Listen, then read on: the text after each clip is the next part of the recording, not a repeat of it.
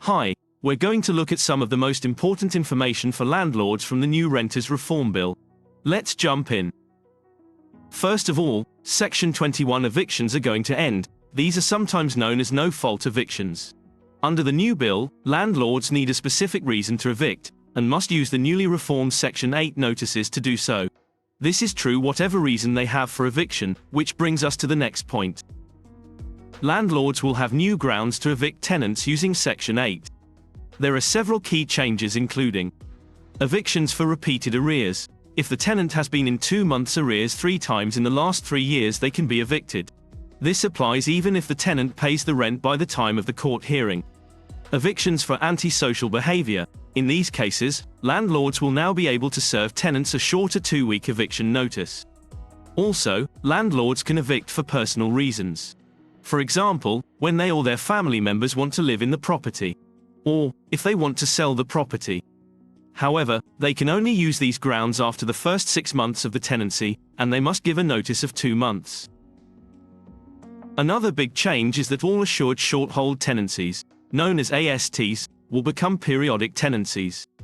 These will roll on from month to month without any end date.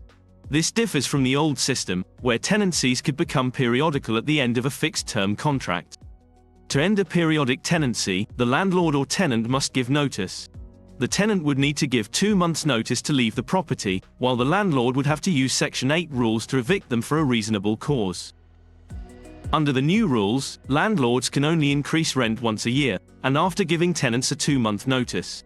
This doubles the old rent increase notice period, which was only a month. To do so, they must use the Section 13 process and fill out a new form, which has yet to be created. This marks a move away from rent increases laid out in the tenancy contract. The new bill allows tenants to request having a pet in their home, and the landlord can't stop this without a reasonable cause.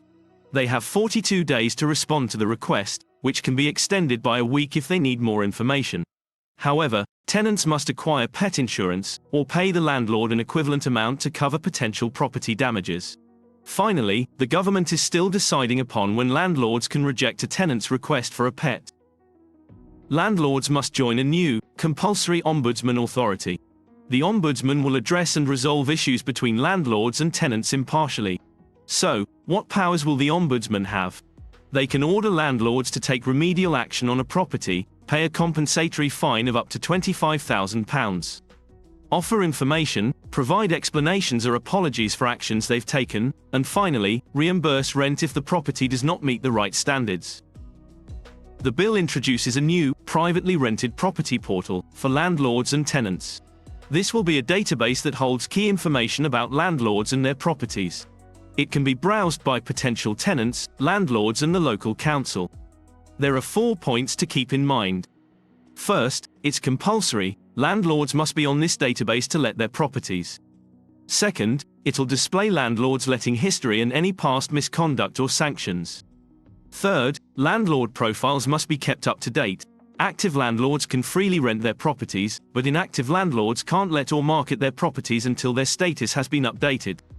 Finally, it's built for local councils, so they can monitor landlord profiles, raise issues, or use it for enforcement action. There are 2 pieces of legislation to be brought forwards alongside the new bill.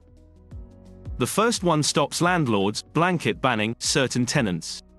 This is because it often leads to families or tenants on benefits being excluded from the private rental market. Under the new bill, this practice won't be allowed. Secondly, the Decent Homes Standard will be applied to the private rental market. It already applies to the social housing sector, but it's soon to apply to the private market as well. If you've enjoyed watching this video, then I'd encourage you to go ahead and read the blog for more info on the new reform bill. It'll show you lots of details that this short video can't cover. Finally, thanks for watching, and see you next time.